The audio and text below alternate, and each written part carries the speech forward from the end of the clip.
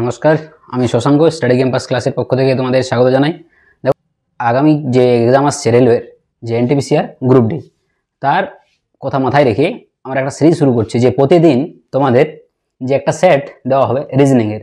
কারণ রিজনিংটা কিন্তু একটা বিশাল ইম্পর্টেন্ট পার্ট। এই যদি আমি দুটো এক্সামের কথা বলি, যে এনটিপিসিআর গ্রুপ ডি, এইখানে দেখো দুটোতেই 30 নম্বর করে আছে। 30 নম্বরে কি হয়, কয়েকটা কোশ্চেন বাদে যে সব কোশ্চেন করার মতো থাকে আর কি। বাকি কোনো সাবজেক্ট বাকি কোনো টপিকে যেখানে তোমার কি ফুল মার্কস স্কোর করাটা একটু চাপের ব্যাপার হয়ে যায়। বিশেষ করে যদি জিকে বলি, ঠিক আছে, জিকেটা হয় না, ফুল মার্কস স্কোর করা সম্ভব হয় না, ঠিক আছে, অনেকটা, কারণ ভাস্ট সিলেবাস। ম্যাথে হয়, ম্যাথে অবশ্যই হয়, 2-4টাতে মাথা খারাপ করে যে এক্সামের মধ্যে। কিন্তু জিআইটা কিন্তু যদি দেখো, জিআই আর ম্যাথ এই দুটো কিন্তু ইন্টারেস্টিং যে টপিক দুটো, যেখানে কি হয় তোমাদের ফুল মার্কস স্কোর করা যায়। তো ফুল মার্কস যদি স্কোর করতে পারো তাহলে কি হবে, তোমার সিলেকশন চান্সটা একটু বাড়বে, ঠিক আছে। তো এই জিআই আর ম্যাথ এটা কিন্তু প্র্যাকটিসের উপর নির্ভর করে। তাই সেই কথা মাথায় রেখে তোমাদের প্রতিদিন একটা করে সেট দেবো, যাতে করে তোমাদের কেউ একটা প্র্যাকটিস থাকবে। আর প্র্যাকটিসটাই কিন্তু আসল, জিআই আর ম্যাথ। তো সেই জিআইটা আমি করাবো যে পিওয়াইকিউর ভিত্তিতে, যেগুলো পিওয়াইকিউ হয়।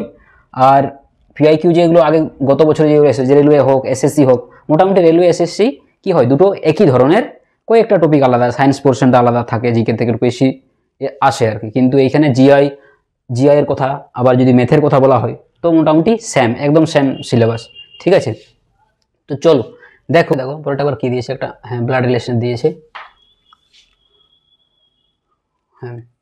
পয়েন্টিং আমি বাংলায় পড়ি। একটি ছবির দিকে ইঙ্গিত করে রবি বলেন, সে আমার, একটা ছবি আছে, কোনো একটা ব্যক্তি আছে,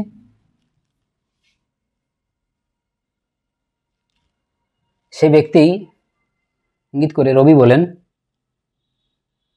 সে আমার ঠাকুমার একমাত্র ছেলের একমাত্র নাতনি। ঠাকুমা আগে বলছে কে? রবি বলছে, ঠিক আছে, রবি বলছে। এর ঠাকুমা মানে কি দুটো জেনারেশন ওপরে যাবে, তাই তো। ঠাকুমার একমাত্র ছেলে, তার মানে রবির বাবাই হবে। ছেলের একমাত্র নাতনি, এর নাতনি, একমাত্র নাতনি, তাহলে এর নাতনি, তার মানে কি তারই ছেলেরই মেয়ে হবে, তাই তো। মানে রবির কি হবে জায়গাটাই, যে নাতনি কথাটা বলছে, ঠিক। তাহলে এইটা হচ্ছে সেই নাতনি, বলতে ফিমেল হবে। তাহলে চাইছে কি, যে ছবির মেয়েটি রবির সাথে কেমন সম্পর্কিত হতে পারে। রবির মেয়ে হবে, তাই না, ডটার। আর এগুলো একবারে করবে, কারণ একবারে না করলে এগুলো কনফিউজিং, এগুলো চাপ হয়ে যায়। পরীক্ষার হলে ভুল করাটা কিন্তু রিস্কি, কারণ একবারই করবে, যেন 5 সেকেন্ড হোক, বেশি সময় লাগুক, কিন্তু একইবার করবে। দেখো এইখানে আবার এটাও ট্রান্সলেট করা হয়নি, কোড দেওয়া আছে। কোডিংয়ের যেগুলো হয়, যে ডিকোডিংগুলো কি দিয়েছে, যে ডেভেল, যে কথাটা দেওয়া আছে ডেভেলের কোড যদি এটা হয়, তাহলে ইউজফুলের কোড কি হবে, ডেভেল। এগুলো আবার বলি, যে তোমাদের হয়তো যারা প্র্যাকটিস করেছো তারা জানবে যে এগুলো নাম্বারগুলো যদি মনে রাখো তাহলে খুব সুবিধা হয়। যেমন ডি, এখানে DABLE লিখো না ফালতু, কারণ এটা নাম্বার লিখবে। নাম্বার যদি লিখো, দেখো 4 আসবে, তারপরে 1 আসবে, 2 আসবে, 12 আসবে, 5 আসবে। কারণ কি, নাম্বার লিখলে কি হয়, আমাদের যে ছোট ছোট যোগ বিয়োগগুলো ঠিক হয়, আর অপোজিটগুলো ভুল হয় মাঝে মাঝে। এটা অপোজিটের কেসে আছে যদিও, দেখলেই বোঝা যাবে।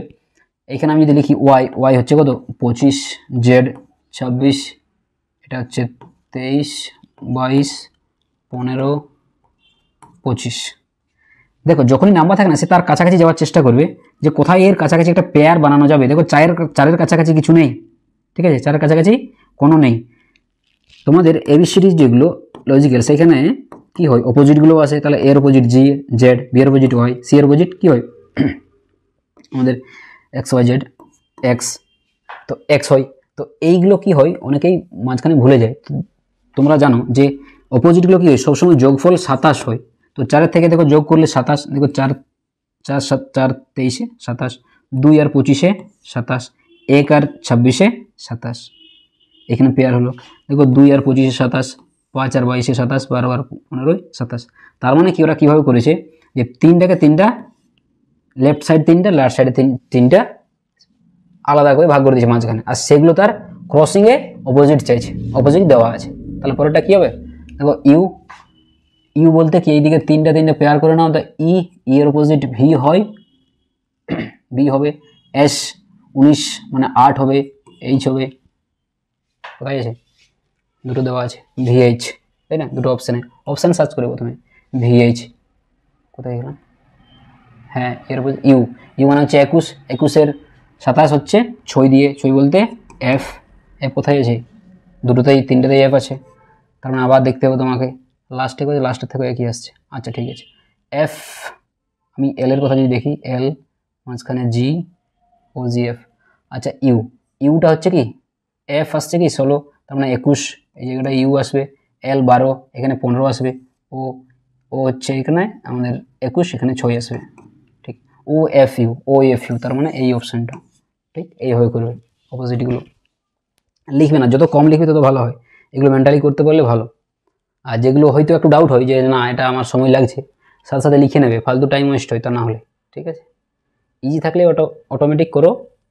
দেখো পরেরটা আবার এখানে কি দিয়েছে, Preeti is walking in the west direction, সে কি পশ্চিম দিকে হাঁটছে, পশ্চিম দিকে হাঁটছে, যদি দেখো কোশ্চেন চাইছে কি সে এখন আগে কি করবে, এইগুলোতে দেখে নাও যে যেহেতু এখানে এক কিমি দেওয়া আছে ডিস্টেন্সটা আমার, 1 কিমিটা কি লাগবে আদৌ, সে লাগবে কি না দেখে নাও, সে চাইছে যে সে এখন কোন দিকে এগোচ্ছে, সে এখন কোন দিকে যাচ্ছে, তার মানে এগোচ্ছে কোন দিকে, তো 1 কিমি ব্যাপারটা লাগবে না আমার, তাই না, এটা কনফিউজ করার জন্য দিয়েছে, পশ্চিম দিকে হাঁটছে, পশ্চিম দিকে হাঁটছে বলতে ওয়েস্ট ওয়ার্ড, এদিকে হাঁটছে, সে ঘড়ির কাঁটার বিপরীত দিকে 45, বিপরীত বলতে কি ঘড়ির কাঁটা কি এইভাবে মুভ করে, তাই না, রাইট সাইডে এইভাবে ঘুরতে থাকে, তো তার উল্টো দিকে ঘুরছে, তার মানে কি এই দিকে, সে বাঁকলো কোন দিকে, ডান দিকে, ঠিক না, ডান দিকে যদি যায় তাহলে তো ঘড়ির দিকেই হয়ে যাচ্ছে, তো বাঁ দিকে ঘুরলো কত 45 ডিগ্রিতে, যদি 90 ডিগ্রি বলতো তো 90 ডিগ্রি বললে সোজা সোজা হতো, ঠিক আছে, সোজা সোজা সে ঘুরছে না, ঘুরছে কত 45 ডিগ্রি, মানে এই ডিরেকশনে সে ঘুরলো, মুড়েছে আর কি, দিকে হাঁটছে, সে ঘড়ির কাঁটার বিপরীত দিকে 45 ডিগ্রি, এবং তারপর ঘড়ির কাঁটার দিকে 90 ডিগ্রি ঘোরে, ঘড়ির কাঁটার দিকে, ঘড়ির কাঁটা মানে কি রাইট সাইড, এইখানে আসছে, আবার 90 ডিগ্রি মানে এইভাবে হবে, ঠিক তো, রাইট সাইডে আঁকলাম তাই, এরপর তার মানে ডিরেকশনটা কোন দিকে হলো, আমি যদি এটা বলি আমরা নর্থ, তাই না, নর্থ সাউথ ইস্ট, এটা ওয়েস্ট, তাহলে এই দিকটা কোন দিকটা পড়ছে, দেখো এই দিকটা পড়ছে, তাই না, তাহলে এইটাকে বলা হয় নর্থ ওয়েস্ট, নর্থ ওয়েস্ট, উত্তর পশ্চিম, তাহলে উত্তর পশ্চিম অপশান ডি আনসার হবে, ঠিক, পরেরটা দেখো, হ্যাঁ এই কোশ্চেনটা কিন্তু খুব ভালো দেওয়া আছে, দেখো এই জায়গায় যে তোমাদের কিছু কিছু নাম্বার মাথায় রাখতে হবে, বিশেষ করে কি হয় যে স্কোয়ারগুলো আর কিউবগুলো মাথায় একদম রাখবে, যেগুলো দেখে যেন যে বুঝতে পারো যায় না এখানে নাম্বারটা মোটামুটি এই জায়গাটা আসছে, কাছাকাছি যাচ্ছে, যেমন যদি 120 বলি, এটা কোন নাম্বারের স্কোয়ার কাছাকাছি, ঠিক, দেখো 11 স্কোয়ার হচ্ছে কি 121, এই জায়গাটা কি 224, মানে 225 হচ্ছে কি 15 স্কোয়ার, ঠিক, 225 15 স্কোয়ার, একইভাবে তার মানে কি এই যে নাম্বারটা দেওয়া আছে এটাকে 4 বাড়িয়ে নিয়ে স্কোয়ার করছে, যেটা দেওয়া আছে 1 করে কমাচ্ছে, ঠিক, সবগুলো দেখো একইভাবে আছে, একইভাবে এই নাম্বারটা যদি এক নাম্বার যোগ করি আমি, তাহলে ওটা হচ্ছে 169, এইটা হচ্ছে 13 স্কোয়ার, ঠিক, 13 স্কোয়ার, এখানে 4 বাড়িয়েছিল, আমরা 4 বাড়াই, 4 বাড়ালে কত হবে 17 হবে, 17 স্কোয়ার কত 289, 289 থেকে যেহেতু এক এক করে কম লিখেছে এখানে, একইভাবে 1 কম হবে, অ্যান্সার হবে 288, অপশান সি, এই মতো এগুলো যেন চোখে আসে যে নাম্বার না 120 আছে, কি করে 120 হবে, ঠিক, অনেকভাবে আসতে পারে, কিন্তু যেন এই স্কোয়ারগুলো বেশি আসে, র্যান্ডাম এগুলো কোনো নাম্বার দেয় না, ঠিক আছে। পরের কোশ্চেন দেখো, বুক বাইন্ডিং, এখানে একটা ওয়ার্ড দেওয়া আছে যে এই ওয়ার্ডে কোন ওয়ার্ডটা ফর্ম করা যাবে না, ক্যান নট বি ফর্মড, তোমরা টেনশন করো না, তোমাদের বাংলা এগুলো সব দেওয়া হয়, এগুলো এটা আমার হলো না মনে যে এটা বাংলা ট্রান্সলেট করা উচিত, করে দিলে ভালো হতো, যাক যেগুলো লাগবে সিটিং অ্যারেঞ্জমেন্ট বা ব্লাড রিলেশন এগুলো তো পরের ক্লাস থেকে তোমাদের সবগুলোই ট্রান্সলেট করে দেওয়া হবে, যেগুলো ইংলিশ টু বাংলা, ইংলিশও থাকবে তার সাথে বাংলাও থাকবে, এই ওয়ার্ডটা বুক বাইন্ডিং দেওয়া আছে, কোনটা ফর্ম করা যাবে না কোন ওয়ার্ডটা, এটা কি করবে যে প্রথম থেকেই দেখতে শুরু করো, ঠিক আছে, বানাও যে ডি আছে ডি আছে, ও আছে ও আছে, এন আছে এন আছে, ডি আছে। দেখো এইখানে বলে ডি যদিও একটা ডি আছে, দুটো ডি তো নেই, তাই না? দুটো ডি নেই, দুটো ডি নেই মানে সেটাই বানানো যাবে না, এই ওয়ার্ডটাই বানানো যাবে না। বাকি দেখো সবগুলো করা যাবে। Do O I N G, do O do, sorry do কেন বলছি, ডি ও আইএনজি, ডুইং, ঠিক, এই ওয়ার্ডটা বানানো যাচ্ছে। বাইন্ডিং দেখো B I N D, binding, এটা তো পরপরই দিয়ে দিয়েছে বাইন্ডিং। ডাইনিং DINING, ঠিক, দুটো এন আছে, দুটো এন তো আছেই, ঠিক, এগুলো দেখে নিও দুটো এন। তাহলে এই তিনটে হচ্ছে, এই ওয়ার্ডটা হবে না বানানো, কারণ দুটো ডি নেই, এটাই অ্যান্সার, ঠিক। পরেরটা দেখো, হ্যাঁ এইটা বলি তোমাদের, দেখো এটা হচ্ছে স্টেটমেন্ট কনক্লুশন,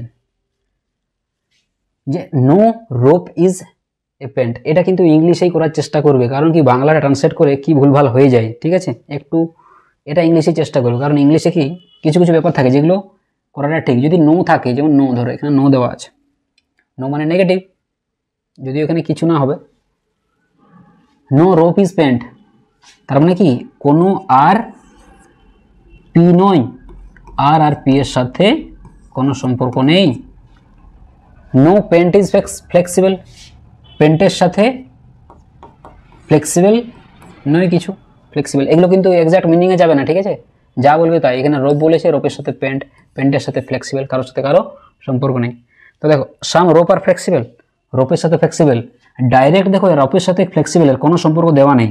যখন ডাইরেক্ট কোনো রিলেশন থাকে না, তার মানে আমি তার সাথে কোনো সম্পর্ক নিতে পারি না, সেটা কিন্তু প্রবাবিলিটিতে ঠিক হয়, যেগুলো সম্ভাবনা বলা হয়। তো প্রবাবিলিটি কথা বলে না, এটা কিন্তু দেওয়া আছে আর, মানে পুরোটা ডেফিনেটই চাইছে ওরা। কিছু রোপ কি ফ্লেক্সিবল? না, কোনো রোপই ফ্লেক্সিবল নয়, এটা কিন্তু রং, তার মানে এটা রং স্টেটমেন্টটা। পরেরটা দেখো, no rope is flexible, no rope is flexible, সেই কথাটাই আবার বলছে, তাই না, যে এই কথাটাই সেম কথা। দেখো কোনো রোপই কি ফ্লেক্সিবল নয়, যখনই আবার একটা প্রথমে কি হলো যে কিছু রোপ ফ্লেক্সিবল নয়, আবার বলছে কোনো রোপই ফ্লেক্সিবল নয়, তার মানে কি দুটোই ফলস হচ্ছে।